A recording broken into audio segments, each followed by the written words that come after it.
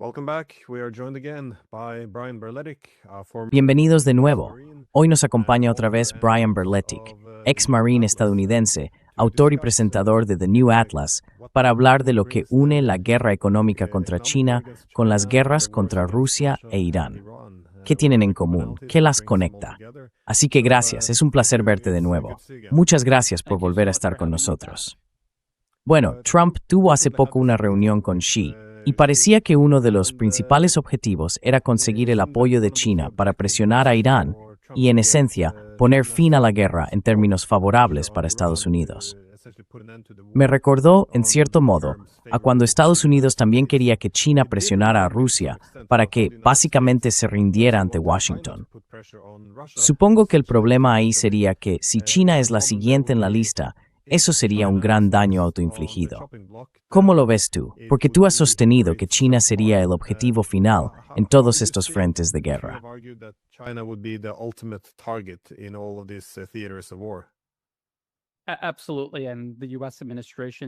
Exactamente. Y la administración estadounidense lo reconoce. Hay senadores y congresistas que lo admiten constantemente, casi a diario. No creo que Estados Unidos, ni el presidente Trump, ni sus responsables de política fueran a China pensando que China iba a presionar a Irán, del mismo modo que China nunca presionaría a Rusia. Porque ¿por qué iba China a ayudar a Estados Unidos a eliminar a uno de sus propios aliados y a aislarse aún más? Así que la gente tiene que entender para qué utiliza realmente Estados Unidos la diplomacia.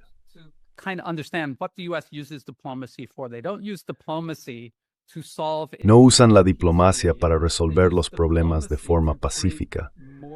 Usan la diplomacia para crear más pretextos que justifiquen nuevas guerras y para preparar las condiciones geopolíticas antes de que esas guerras empiecen. Eso fue exactamente lo que hicieron antes del derrocamiento de Ucrania en 2014, al provocar la guerra con Rusia en 2022 y durante los 2 últimos años de agresión contra Irán. Y eso mismo es lo que están haciendo ahora con la propia China, usando la diplomacia. Así que cuando entiendes que ese es el motivo, y esa es la forma en que la están utilizando, todo cobra mucho más sentido.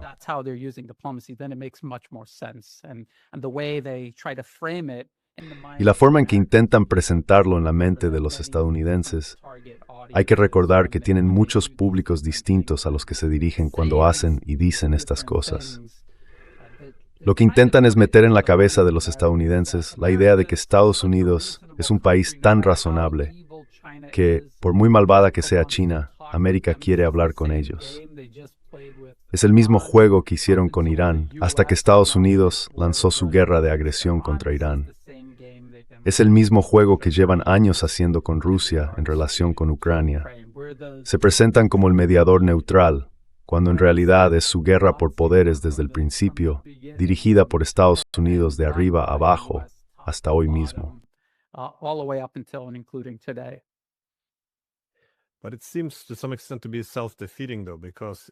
Pero hasta cierto punto parece algo contraproducente, porque si uno mira el sistema internacional, la paz se lograría a través de un equilibrio de poder, donde todas las grandes potencias estarían limitadas.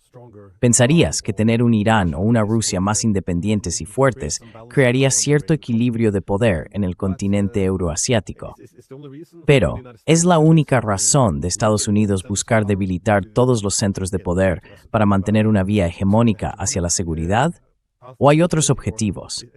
Porque si yo estuviera en Estados Unidos, viendo un declive relativo tan rápido, mientras China crece con tanta fuerza y poder, querría restaurar un equilibrio de poder.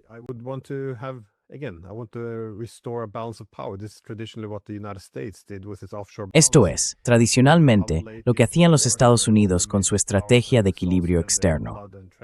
Entraban tarde en las guerras, cuando todas las grandes potencias ya habían agotado su sangre y su tesoro.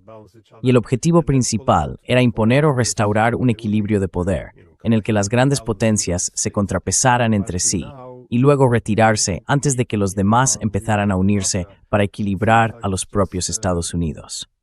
Pero ahora, al intentar debilitar a Irán y a Rusia, parece que no habrá ningún freno frente a su principal adversario.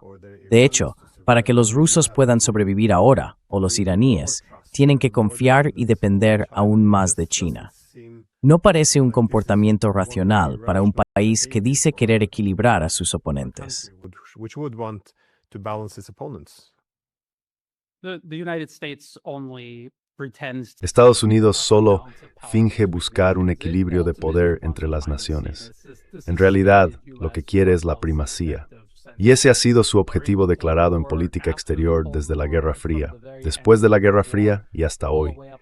Cada documento estratégico oficial del gobierno estadounidense, cada informe de los centros de análisis, todos están obsesionados con lo mismo. Su objetivo final es la primacía. Han intentado crear divisiones entre Rusia e Irán, entre Rusia y China. Han jugado a eso durante décadas y décadas, durante toda la Guerra Fría y también después.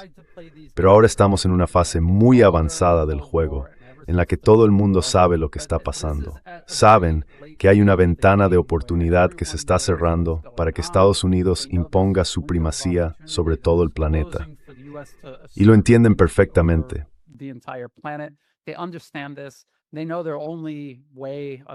Saben que su única forma de sobrevivir es trabajar juntos. Supongo que todavía hay círculos de intereses políticos en el mundo que no lo entienden, que de verdad creen que pueden llegar a un acuerdo con Estados Unidos. Espero que sean muy pocos. Nunca podemos saberlo con certeza. Y estoy casi seguro de que sobre todo en Moscú y en Pekín lo comprenden perfectamente. No hay nada que Estados Unidos pueda hacer para, digamos, engañarlos. Básicamente tendrían que hacerles creer que deben actuar uno contra el otro, porque en realidad son aliados naturales. Son socios económicos naturales. Durante la mayor parte de su historia, compartiendo una frontera durante siglos y siglos, han vivido en paz y prosperidad, no en conflicto.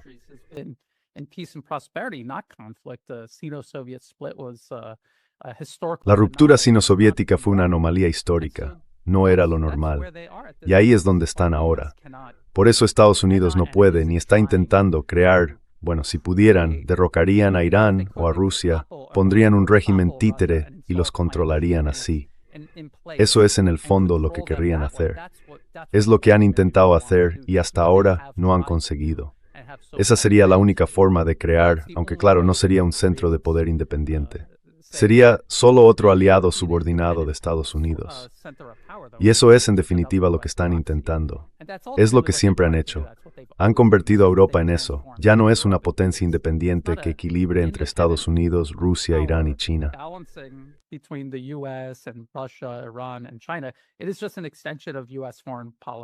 Es simplemente una extensión de la política exterior de Estados Unidos. Lo mismo ocurre con Israel y con los estados del Golfo Pérsico en Oriente Medio, y también con Japón, Corea del Sur y Filipinas, aquí en la región Asia-Pacífico. Así es como están haciendo las cosas ahora. Ese es su objetivo. Pueden decir que buscan una fuerza independiente para intentar crear algún tipo de equilibrio, pero lo que quieren es primacía, solo primacía. Y cuando uno entiende eso, todo lo que hacen cobra mucho más sentido.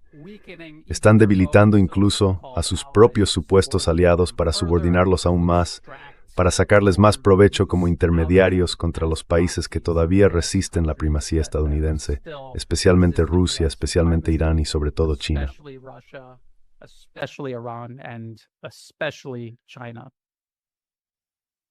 Yeah, no, I think, that's a great point because Sí, creo que sí es un muy buen punto, porque incluso estaba recordando que en 2012 Hillary Clinton decía que los rusos estaban intentando resovietizar la región. Se refería a la Unión Económica Euroasiática, que es un grupo geoeconómico que efectivamente busca organizar más o menos un bloque comercial. Y bueno, su argumento era que deberíamos intentar frenar eso, revertirlo o, ya sabes, desmantelar por completo la Unión Económica Euroasiática, o lo que en ese momento estaba empezando a convertirse en la Unión Económica Euroasiática.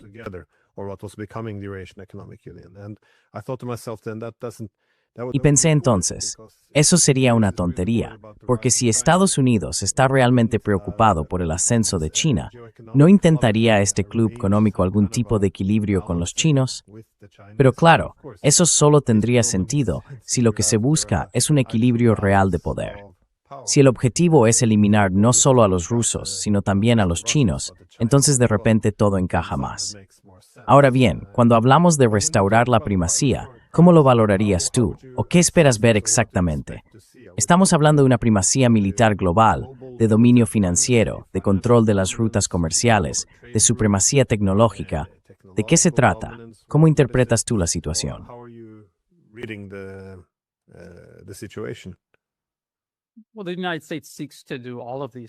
Bueno, Estados Unidos intenta hacer todas esas cosas. ¿Qué tan realista es eso? Esa es otra cuestión completamente distinta. Y gran parte de ello no es realista. De hecho, cada vez lo es menos a medida que pasa el tiempo. Lo que están intentando hacer no es realmente...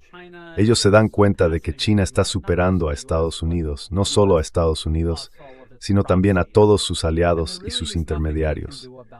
Y en realidad no hay nada que puedan hacer al respecto. Así que piensan, si no podemos enfrentarnos a China cara a cara, ¿qué podemos hacer? Pues destrozarlo todo, arrastrar a todos con nosotros, convertirlo todo en un caos y quizás así salgamos del otro lado más fuertes. Ese es su razonamiento. Eso es básicamente lo que ya están diciendo abiertamente.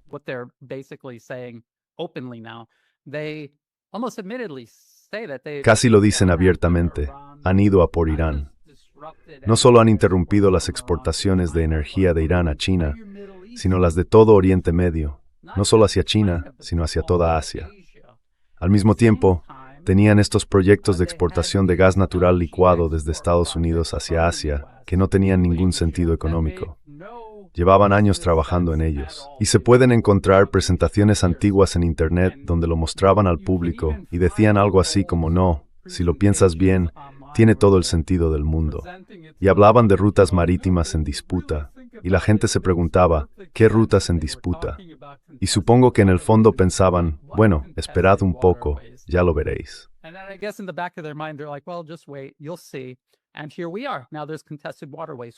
Y aquí estamos. Ahora hay vías marítimas en disputa. ¿Quién las creó? Las creó Estados Unidos. Y lo hizo a sabiendas. Ellos provocaron esta crisis en Oriente Medio. Están interceptando barcos desde Oriente Medio hasta el Océano Índico y más allá. Están presionando a Indonesia aunque consigan su objetivo o no. Eso es otra historia. Pero quieren acceso militar al Estrecho de Malaca, o mejor dicho, más acceso militar al Estrecho de Malaca, porque ya han estado imponiendo lo que en la práctica es un bloqueo global a las exportaciones energéticas rusas. También incluyeron las exportaciones energéticas de Venezuela, hasta que Estados Unidos directamente se apoderó de Venezuela.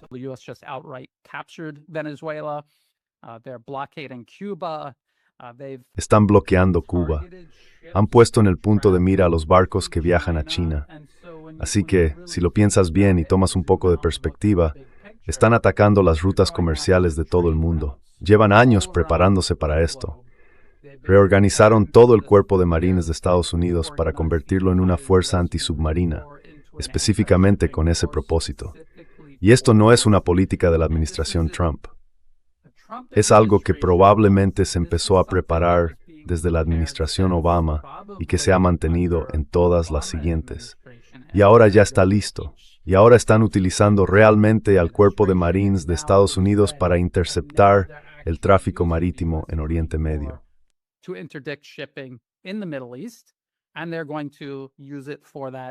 Y van a usarlo para eso, desde Oriente Medio hasta la región Asia-Pacífico. Eso es lo que están haciendo. Están utilizando el poder militar que les queda.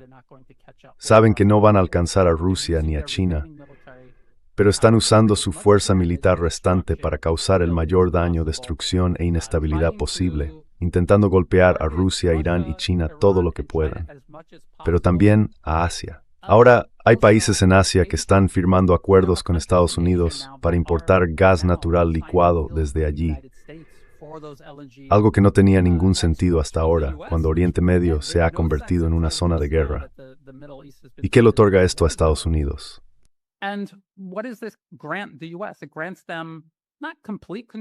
Eso no les da un control total sobre esos países, pero sí más capacidad de presión para forzarlos a convertir a China en su enemigo, en lugar de mantener ese equilibrio que tantos países de la región han intentado mantener.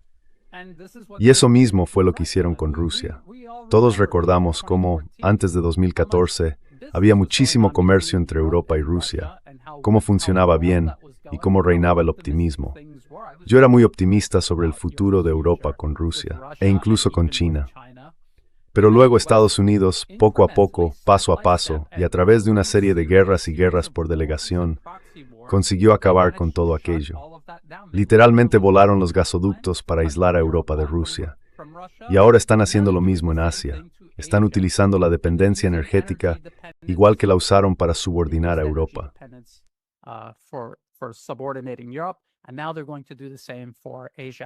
Y ahora van a hacer lo mismo en Asia.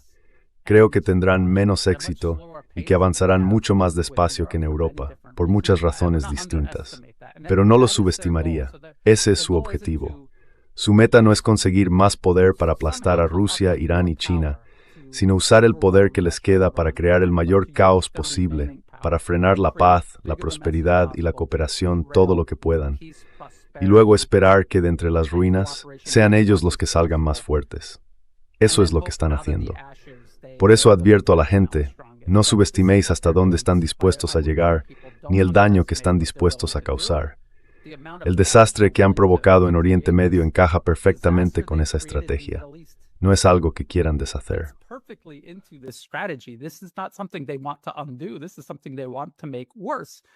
Esto es algo que quieren empeorar, por eso no han hecho ningún acuerdo serio con Irán. Podrían haberlo hecho fácilmente, muchas veces. Podrían haber salvado las apariencias en cualquier momento del camino. Pero están avanzando deliberadamente hacia una escalada y hacia más conflicto. Quieren que el conflicto continúe. Quieren que todo implosione, pero no de golpe, no de la noche a la mañana. Quieren controlarlo, igual que controlaron el corte de Europa del suministro energético ruso. Eso no fue de un día para otro, llevó años. De hecho, todavía está ocurriendo ahora mismo. Y ahora han empezado ese mismo proceso de cortar el suministro energético de Oriente Medio hacia Asia. Van a repetir todo el proceso en Asia que ya tienen muy avanzado en Europa.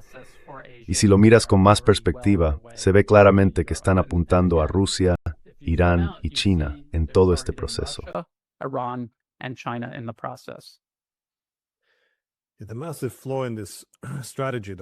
El gran fallo de esta estrategia, sin embargo, es que tienes a Rusia como el mayor productor de energía y comparte una frontera directa enorme con China, que es el mayor consumidor. Y a diferencia de la relación entre los rusos y los alemanes, por ejemplo, aquí no hay un país intermedio donde se pueda interrumpir ese flujo. Antes de la Revolución Naranja en Ucrania, por ejemplo, alrededor del 80% del gas que iba de Rusia a Europa pasaba por Ucrania. Así que, si interrumpías Ucrania, podías interrumpir ese suministro de gas. Pero eso no ocurre con China y Rusia. Estás uniendo a dos gigantes euroasiáticos, y juntos pueden ejercer una fuerza de atracción capaz de incorporar a países como Irán, entre otros.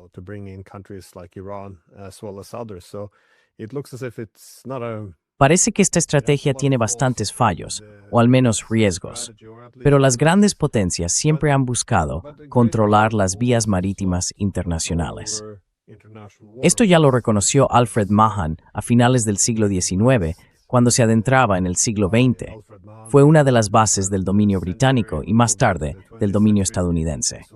Lo que me sorprende, como decías, es que siempre ha habido un debate muy abierto sobre este tema, tanto entre los políticos como en el mundo académico.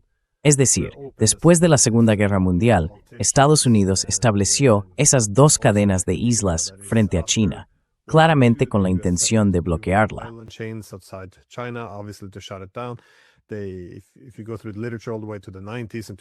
Si revisas la literatura hasta los años 90 y 2000, verás que también escribían con frecuencia que si los chinos llegaban a ponerse confrontativos o intentaban desafiar el liderazgo de Estados Unidos, podríamos cerrar el estrecho de Malaca, que es, de nuevo, un punto de estrangulamiento clave.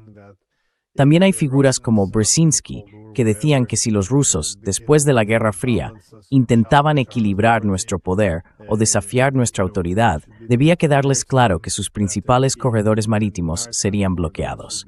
El más importante sería el Mar Báltico, que es justo lo que estamos viendo ahora. Y sí, como decías, los gasoductos Nord Stream ya hablaban de destruirlos años antes de que realmente lo hicieran. Years before they actually did, and still it almost in the Y aún así, en los medios occidentales, casi parece que entra en el terreno de las teorías de la conspiración. Eso de que, no, los estadounidenses nunca cerrarían el comercio energético ni los corredores de transporte. Es algo que va contra la historia y contra todas las pruebas. Pero bueno, perdón, iba mi pregunta, que es, ¿cómo ves este efecto? ¿O qué tan eficaz crees que es este doble bloqueo estadounidense, por así decirlo, en el estrecho de Hormuz? ¿Qué tan efectivo crees que está siendo? Porque vemos que muchos barcos iraníes siguen pasando, y parte de eso también se ve favorecido por el aumento de los precios de la energía.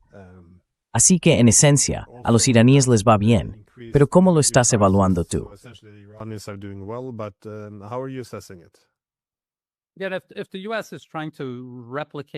Si Estados Unidos está intentando repetir su éxito al aislar a Europa de Rusia, eso es lo que están intentando hacer. No van a cerrar todo de la noche a la mañana. Y lo que Estados Unidos ha demostrado en realidad es que no necesita confiscar todos esos barcos. No hace falta que aterricen helicópteros en cada uno de ellos. Muchos barcos simplemente están dando la vuelta. Si miras las estadísticas que se están citando, creo que fue el Financial Times el que publicó un artículo sobre los barcos que rompen el bloqueo. Verás que casi la misma cantidad de barcos ha sido devuelta o incautada por Estados Unidos. Y eso parece ser básicamente lo que está ocurriendo. Así que no lo han cerrado por completo. Por tanto, las afirmaciones de Estados Unidos de que lo ha hecho, eso es sencillamente una mentira.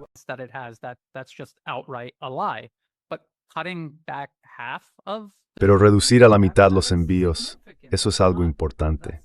No es un asunto menor. Y en cualquier momento que Estados Unidos decida, podrían empezar a disparar contra esos barcos. De hecho, en el transcurso de 3 días, aviones de guerra estadounidenses atacaron 3 barcos y los dejaron fuera de servicio. Básicamente lo que están diciendo es, podríamos hacer esto con todos los barcos si quisiéramos. Y lo que probablemente intentan conseguir, aunque no lo sabemos, porque no estamos en la sala cuando se toman esas decisiones, es aumentar la disuasión para que más barcos den la vuelta en lugar de intentar atravesar el bloqueo. Pero en cualquier momento que lo decidan, podrían empezar a inutilizar esos barcos o incluso hundirlos directamente.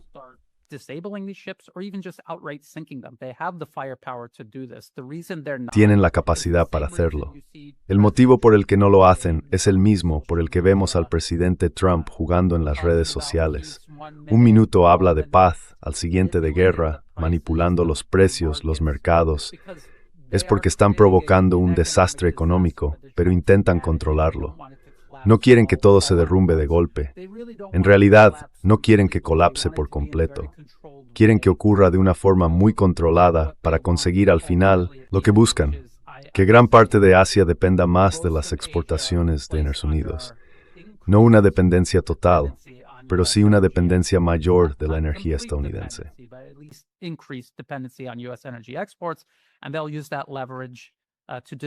Y van a usar esa influencia para alterar lo que China intenta hacer en la región. Si has estado en esta zona tanto tiempo como yo, casi toda mi vida adulta, puedes ver la transición desde una región dominada por Estados Unidos. Asia estuvo bajo el dominio estadounidense durante décadas y décadas. Y luego llegó el ascenso de China y con él el crecimiento del resto de la región. Algo que no había ocurrido bajo la dominación de Estados Unidos, porque Estados Unidos no quiere que nadie crezca. El objetivo de ser un pequeño porcentaje de la población mundial y mantener la primacía sobre los demás es mantener a los demás abajo. Si ayudas a que todos los demás se levanten,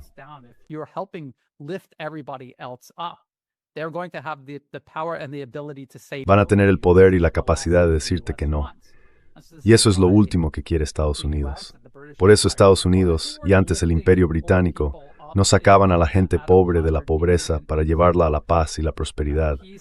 Los mantenían abajo, conservaban su control sobre ellos, usando la fuerza letal cuando era necesario. Y eso es exactamente lo que sigue haciendo Estados Unidos.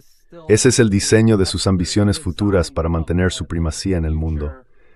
Claro, Rusia, China e Irán también tienen algo que decir en todo esto, y lo están haciendo. Están ejerciendo sus propias opciones para resistirse a ello.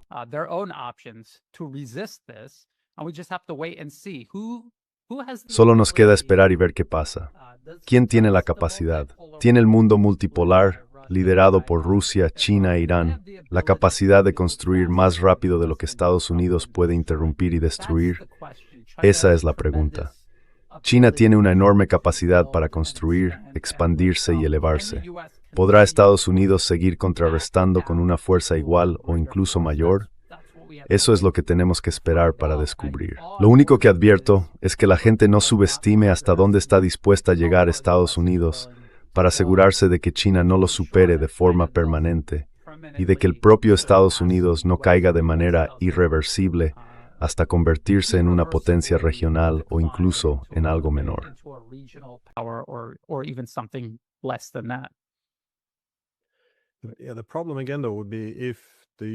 El problema, otra vez, sería que si Estados Unidos altera demasiado los mercados globales, tampoco estaría pisando terreno firme. Es decir, tiene una deuda de 39 billones de dólares. Es una deuda enorme. Ahora mismo están teniendo dificultades con su mercado de bonos, y si estallara una crisis financiera en este momento, no está claro cómo podrían manejar la situación.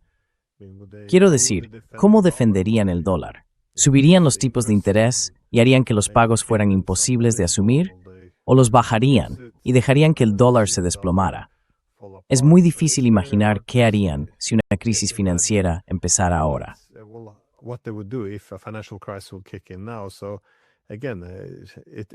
Así que, de nuevo, parece una estrategia bastante insensata, sobre todo apostar el futuro de toda la República a mantener el imperio. Pero has mencionado que los chinos tienen que construir más rápido de lo que los estadounidenses destruyen. Y durante buena parte de los últimos años, mientras Estados Unidos estaba metido en esas guerras interminables por todo el mundo, China estaba invirtiendo billones en la iniciativa de la Franja y la Ruta. ¿Hasta qué punto crees que eso puede servir como un colchón importante o permitirle a China diversificarse y alejarse de los corredores marítimos controlados por Estados Unidos?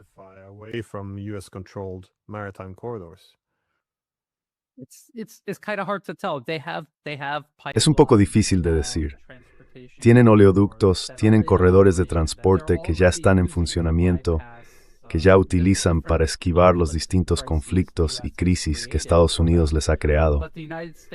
Pero en cuanto China empezó a trabajar en esos corredores, Estados Unidos comenzó a formar grupos armados para atacarlos y sabotearlos. Durante años he estado cubriendo cómo militantes respaldados por Estados Unidos atacan la infraestructura de la iniciativa de la Franja y la Ruta de China en Myanmar, aquí en el sudeste asiático, el país vecino de Tailandia por el oeste. También en Pakistán, el corredor económico China-Pakistán sufre ataques constantes de terroristas apoyados por Estados Unidos.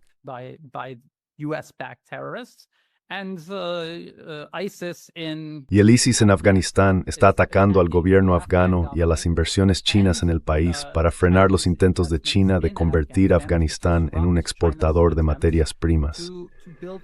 Y luego, usar la riqueza que obtengan de eso para desarrollar su propio país, que ha estado empobrecido durante décadas y décadas de corrupción, de guerra de agresión de Estados Unidos, de ocupación y de guerra por poderes. Porque en los años 80, Estados Unidos tuvo una guerra por poderes contra la Unión Soviética en Afganistán. Y desde 2001 hasta 2020, o quizá 2021, Estados Unidos estuvo literalmente ocupando Afganistán.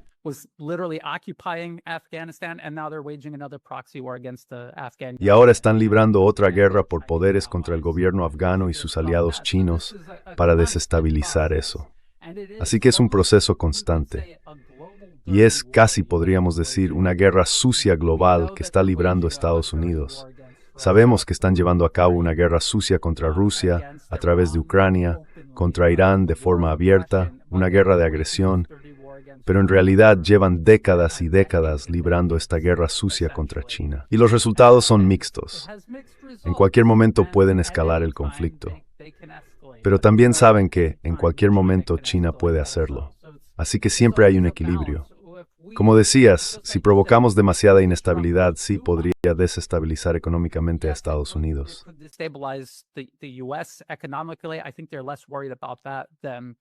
Creo que les preocupa menos eso que el tipo de escalada a la que podrían recurrir Rusia, China o Irán si se les presiona demasiado. Todos estos países, y así ha sido a lo largo de toda la historia, han visto cómo los imperios se expanden, empujan, provocan y presionan a naciones que saben que en realidad no quieren la guerra, que preferirían evitarla. Y el imperio prospera precisamente buscando de forma agresiva una guerra que sabe que los demás quieren evitar. Les preocupa, a los estadounidenses les preocupa, que si presionan demasiado, puedan acabar en una situación en la que todas esas naciones a las que apuntan estén muy dispuestas a hacer la guerra, básicamente por pura supervivencia.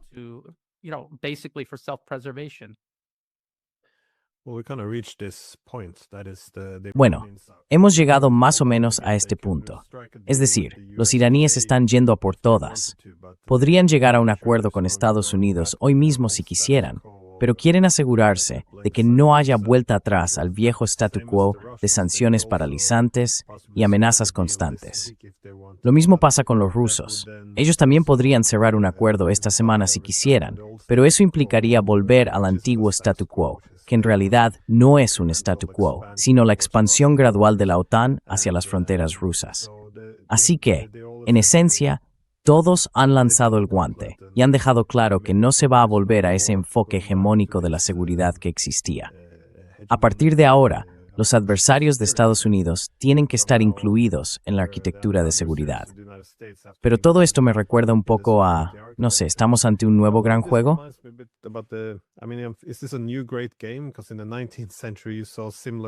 Porque en el siglo XIX vimos algo parecido. El Imperio Británico y el Imperio Ruso compitiendo, sobre todo en Asia Central.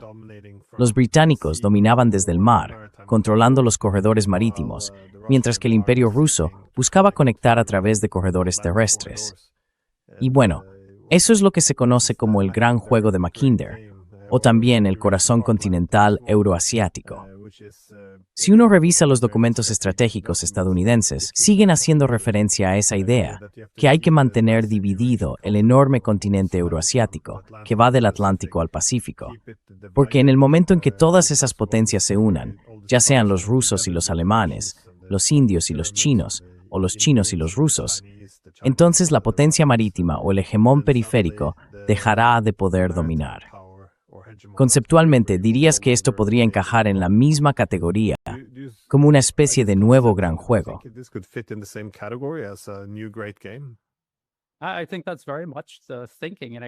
Creo que esa es, en gran parte, la lógica que hay detrás. Y de alguna manera responde a la pregunta de por qué Estados Unidos no simplemente se hace amigo de Irán o de Rusia. Es porque no quieren que ninguno de esos países sea fuerte. Necesitan o bien subordinarlos o debilitarlos.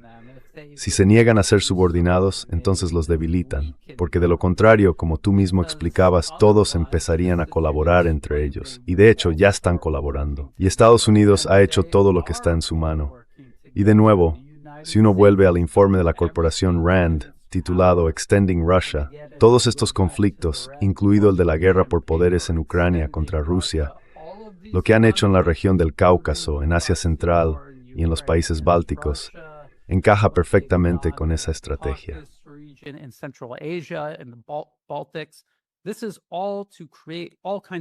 Todo esto es para crear todo tipo de dilemas para Rusia, para debilitar a Rusia.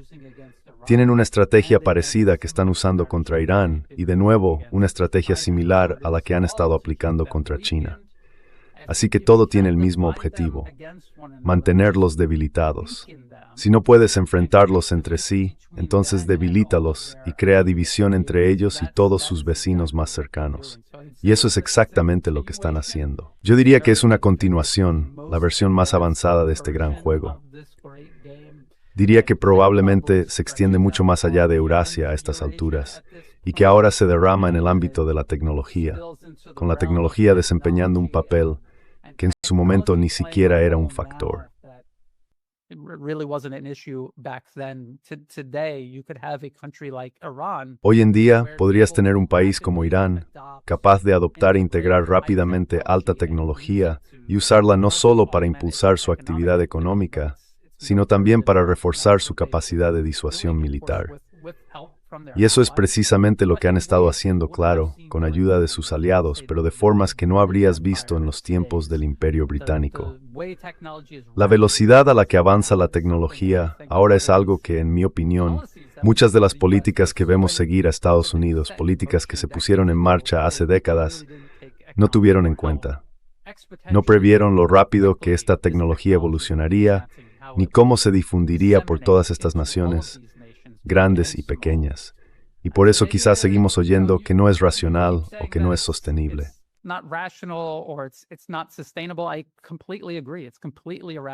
Estoy totalmente de acuerdo. Es completamente irracional. Es insostenible. Todo el concepto de un imperio global en sí mismo me parece irracional e insostenible. La pregunta es, ¿cuánto daño van a causar? Porque sabemos que todos los imperios surgen y caen. Sabemos que este imperio casi con toda seguridad va a caer. La cuestión es cuánto daño va a hacer en el proceso. Y creo que por eso debemos tener una comprensión más profunda y no subestimar lo que Estados Unidos puede hacer, lo que está dispuesto a hacer. No en el sentido de que vayan a tener éxito, sino por la cantidad de daño que pueden provocar en la vana esperanza de lograrlo, en la creencia de que realmente van a conseguirlo.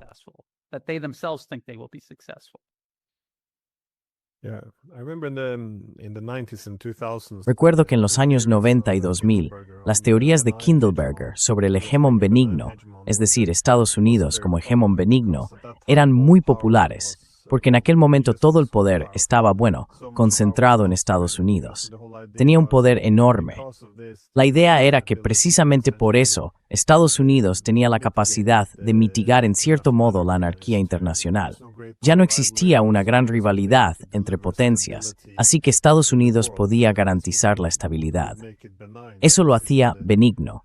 Ofrecía al mundo acceso abierto a las tecnologías y al comercio, mantenía corredores marítimos abiertos y la libertad de navegación, y permitía que todos participaran en las finanzas internacionales. De ahí venía la idea del hegemón benigno. Pero claro, recuerdo también todo el entusiasmo de entonces por lo benigno que se suponía que era. Se daba por hecho que había algo especial. Naing algo singular menstenidos.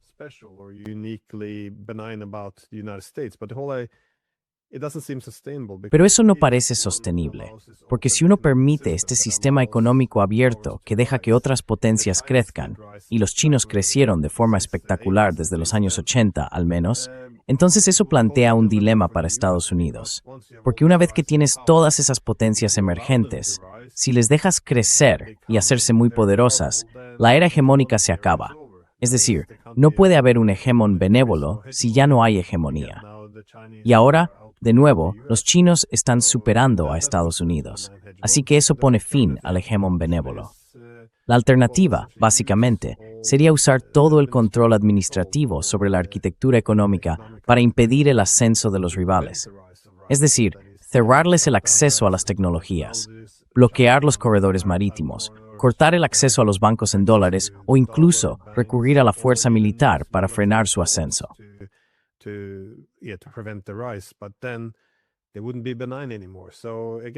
Pero entonces ya no serían benignos.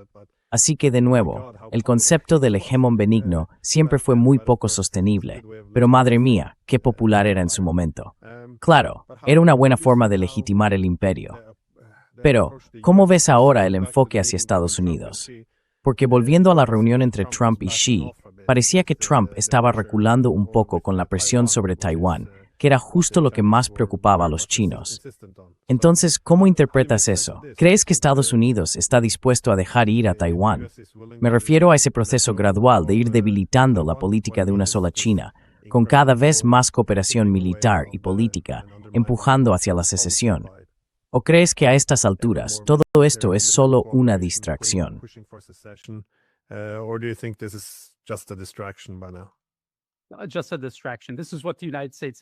Solo una distracción. Esto es lo que Estados Unidos ha hecho desde que aceptó la política de una sola China. Por un lado dicen, sí, estamos de acuerdo, Taiwán forma parte de China. Solo hay un gobierno legítimo de China, y es la República Popular China. Esa es la política de una sola China, que casi todos los países del mundo respetan, incluido Estados Unidos. Y al mismo tiempo, incluso mientras decían eso, estaban haciendo declaraciones unilaterales en Washington. La ley de relaciones con Taiwán y las llamadas garantías. ¿Y qué significaba eso en realidad? Pues que sí, le dijimos a Pekín, una sola China, pero no lo decíamos en serio. Y vamos a seguir socavándola constantemente, como hemos hecho hasta hoy. Ahora mismo hay tropas estadounidenses en Taiwán, aunque se reconoce internacionalmente como territorio chino.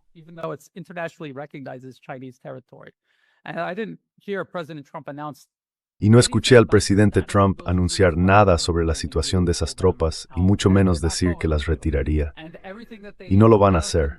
Todo lo que han estado haciendo, lo que hacen y lo que seguirán haciendo, forma parte de un mismo plan: usar Taiwán, junto con Filipinas, Japón y Corea del Sur, como un ariete al estilo de Ucrania, un ariete regional contra China. No van a dar marcha atrás en eso. Si miramos atrás a la administración de Biden, cada vez que el presidente de Estados Unidos, Joe Biden, se reunía con el presidente Xi Jinping, o había algún tipo de encuentro entre altos cargos estadounidenses y chinos, Estados Unidos decía algo parecido. Siempre lo hacían. Es que es un punto de fricción totalmente absurdo desde el principio. El hecho de que Estados Unidos no se apartara de esa postura demuestra lo poco fiables que son como actores. And it's just such an absurd point of contention to begin with. The fact that the U.S. wouldn't back off of that just shows you what bad faith actors. The fact that it's a point of contention in the first place shows. El hecho de que esto sea motivo de disputa ya demuestra hasta qué punto Estados Unidos actúa de mala fe. Y para quienes dicen que Taiwán es independiente, no lo es. Depende totalmente, al 100%, de Estados Unidos en lo político y en lo militar, y del resto de China en lo económico. No podría existir económicamente ni funcionar como un lugar donde vivan seres humanos sin el apoyo económico del resto de China. Así que esto es algo que la gente debe entender. No es independiente. Es parte de China.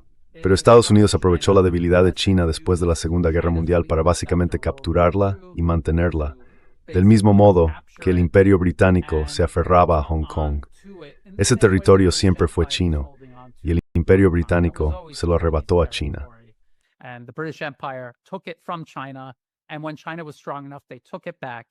Y cuando China fue lo bastante fuerte, lo recuperó. Y cuando China vuelva a ser lo bastante fuerte, recuperará Taiwán. Y Estados Unidos nunca lo entregará voluntariamente. Ni siquiera hará que China retroceda en su postura sobre ese tema. Solo lo dirán, igual que el presidente Trump dice que va a hacer un acuerdo con Irán. Si existiera una probabilidad negativa de lograr un acuerdo con Irán, sería una probabilidad negativa. Lo mismo pasa con cualquier tipo de acuerdo entre Estados Unidos, Rusia y Ucrania. No va a ocurrir. Usan la diplomacia como una tapadera para seguir adelante. Y eso es lo lamentable. Todos queremos que terminen estos conflictos y queremos ver un mundo multipolar. Hablabas de ¿cómo era? La hegemonía benigna o benevolente, ¿no? Sí, hegemonía benigna. Eso fue Kindleberger. Sí, bueno, el problema es que Estados Unidos siempre ha estado guiado por el beneficio. Persigue constantemente el beneficio y el poder. Es curioso cómo China es lo más parecido a esa teoría, solo que ellos no quieren ser una potencia hegemónica. Quieren un mundo multipolar, un equilibrio de poder entre naciones. No quieren ser el país que controle a los demás. Buscan ese equilibrio de poder y la cooperación entre países. Y la forma en que China está construyendo su propio sistema militar demuestra ese deseo.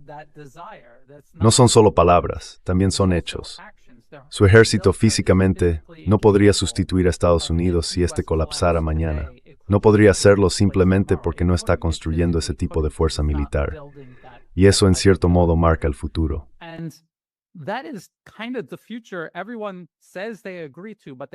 Todo el mundo dice que está de acuerdo, pero en realidad no quieren que sean los chinos. Y tienen que preguntarse a sí mismos como líderes que impulsan eso, ¿por qué? Y la gente a nivel personal también debería preguntarse por qué se siente tan incómoda con esa idea. Yo personalmente no me siento incómodo en absoluto. Si China puede hacerlo, me parece perfecto que lo haga. Estados Unidos evidentemente no pudo. El Imperio Británico no tenía ninguna intención de hacerlo. Estados Unidos tampoco. Así que lo haga China. Se puede ver su ascenso en este siglo XXI. Lo han conseguido sin invadir ni un solo país. ¿Con quién ha ido China a la guerra en este siglo? ¿Y con quién ha ido Estados Unidos? Apostaría a que no podrías nombrar todos los países contra los que Estados Unidos ha hecho la guerra sin olvidarte de al menos uno.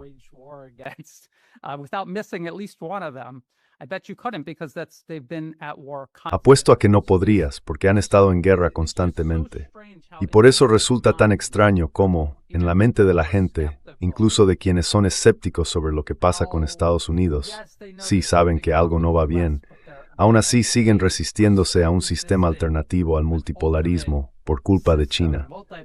Y no pueden explicar de forma racional por qué es China, porque en realidad es algo irracional. Ese miedo a China es irracional. Y por supuesto, Estados Unidos ha invertido muchísimo en crear ese miedo irracional en mucha gente de todo el mundo hacia China, precisamente porque no quieren que amenace su futuro unipolar. No quieren el multipolarismo. No quieren un equilibrio de poder entre naciones, porque eso significaría el fin de su primacía. Yes, you make a great point though with this. Sí, haces un gran punto con eso. Usar la diplomacia como una distracción estratégica, porque eso fue, en gran medida, lo que también ocurrió con los rusos después de la Guerra Fría. Es decir, cuando básicamente firmamos o desarrollamos una institución común e inclusiva de seguridad europea, la OSCE, en el 94, que se suponía debía basarse en la seguridad indivisible, en la que tendríamos seguridad con los rusos, no contra ellos. En otras palabras, no la OTAN. Pero Estados Unidos ya estaba planeando la expansión de la OTAN. Y de hecho, Chas Freeman, el ex subsecretario de Defensa estadounidense, también señalaba esto, que la administración Clinton estaba hablando con dos discursos a la vez. Por un lado, le decían a los rusos, no vamos a ampliar la OTAN, vamos a construir una arquitectura de seguridad común.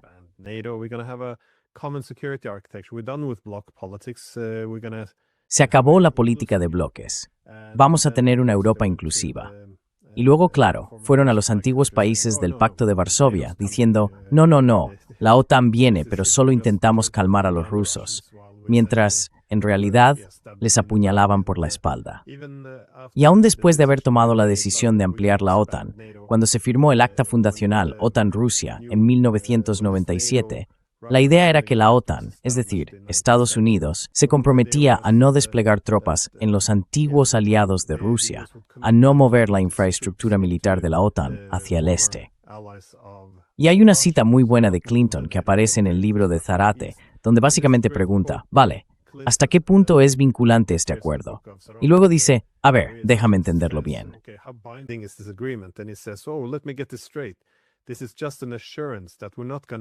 Esto es simplemente una garantía de que no vamos a colocar nuestro equipo militar en el territorio de antiguos aliados de Rusia, a menos que un día me despierte y decida que lo hacemos de todos modos y cambiemos de opinión.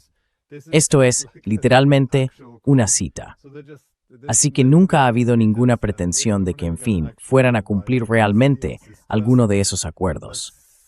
Es más bien, busquemos una forma de calmar a los oponentes mientras seguimos avanzando a toda máquina. Bueno, mi última pregunta era, ¿cuál diría que es, al final, el objetivo último de Estados Unidos ante el ascenso de China?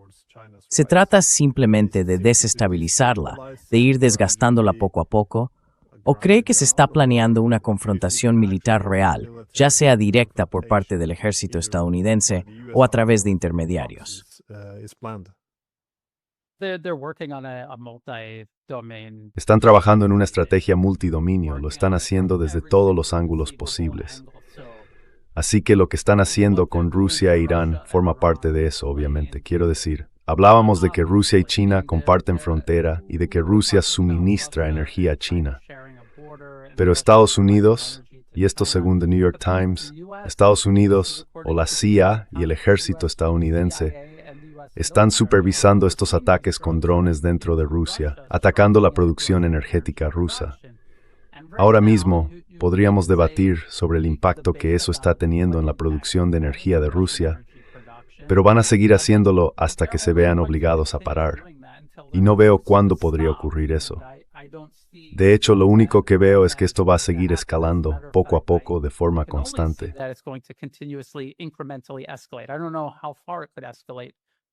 No sé hasta qué punto podría escalar, pero veo que siguen con esa misma política.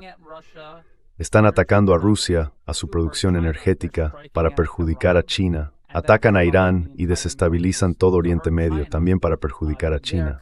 Están ejerciendo presión constante sobre todos los países de Asia, con subversión política a través del National Endowment for Democracy.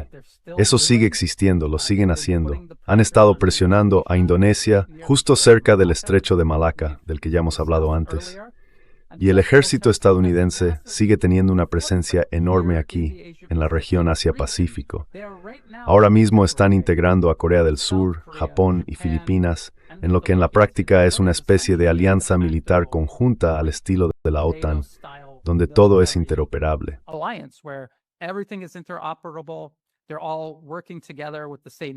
Todos están trabajando juntos con los mismos sistemas, usando la misma inteligencia, básicamente todos subordinados a Estados Unidos. Los surcoreanos quieren cambiar la ley para que, en caso de guerra, el gobierno de Corea del Sur tenga el control de sus propias tropas, porque ahora mismo sería Estados Unidos quien controlaría todas las fuerzas surcoreanas durante una guerra. No sé si la gente lo sabe, pero ese es un debate que están teniendo en Corea del Sur, y Estados Unidos no lo tolera ni les permite cambiar esa ley. Y ese es el rumbo que están siguiendo. Todo eso está ocurriendo ahora mismo. Es en lo que trabajan constantemente. Si uno mira la mecánica interna del imperio estadounidense, eso es lo que hace día a día, independientemente de que el presidente Trump haga algún comentario pasajero sobre, no sé, quizá aflojar un poco la presión sobre Taiwán.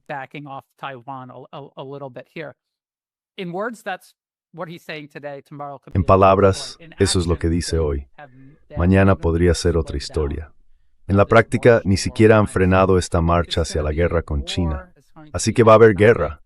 Será una guerra económica por delegación.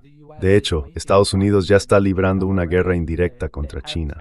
Quiero decir, hay terroristas atacando inversiones chinas en Myanmar, Pakistán y Afganistán. En Pakistán incluso hubo un intento de asesinar al embajador chino. Así que, vamos, es una guerra sucia muy seria que ya está en marcha, y solo va a seguir escalando. Pero ¿hasta qué punto? No lo sé. Y de nuevo eso nos lleva a la pregunta que creo que todos tenemos.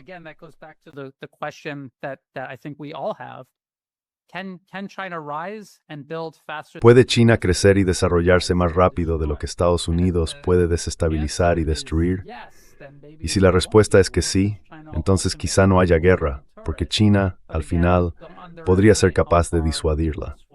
Pero de nuevo, no hay que subestimar hasta dónde puede llegar Estados Unidos, porque si uno entiende la mentalidad de quienes creen en la primacía occidental, e incluso en la supremacía occidental, estamos hablando de personas que no pueden imaginar vivir en un mundo donde Occidente blanco no domine sobre los demás. Ha sido algo tan natural para ellos durante tantos siglos que simplemente no pueden concebirlo de otra manera. Por eso no debemos subestimar lo que podrían hacer para intentar mantenerlo.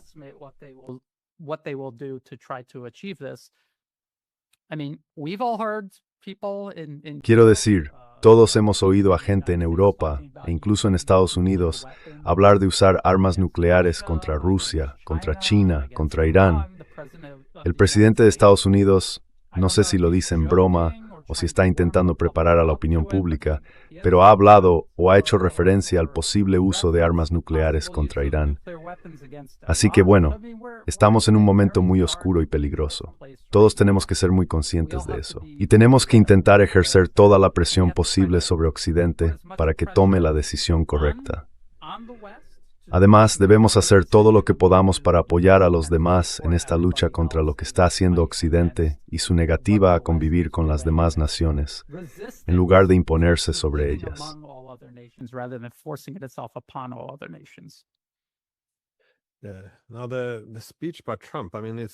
El discurso de Trump, quiero decir, es interesante porque normaliza las cosas más disparatadas, porque si dice varias veces que pronto vamos a aniquilar una civilización entera, entonces eso pasa a ser, bueno, aparentemente esto es lo que dice un presidente.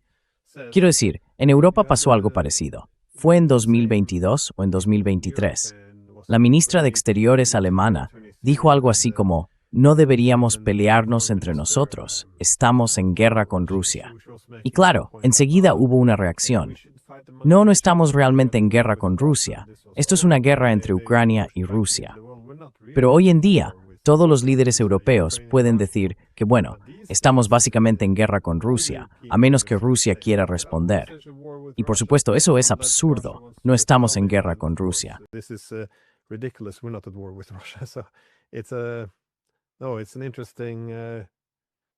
Es un desarrollo interesante, porque por un lado es a los estadounidenses alejando a muchos de sus aliados, pero aún así todos acaban alineándose.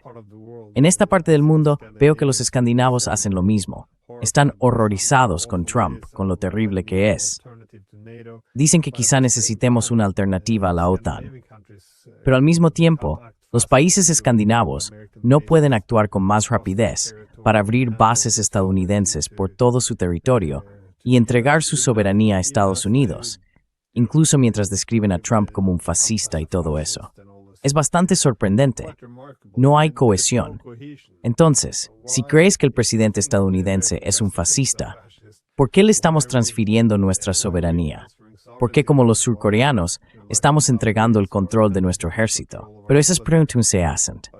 En fin, Brian, muchas gracias por dedicarme tu tiempo small de eso. Gracias.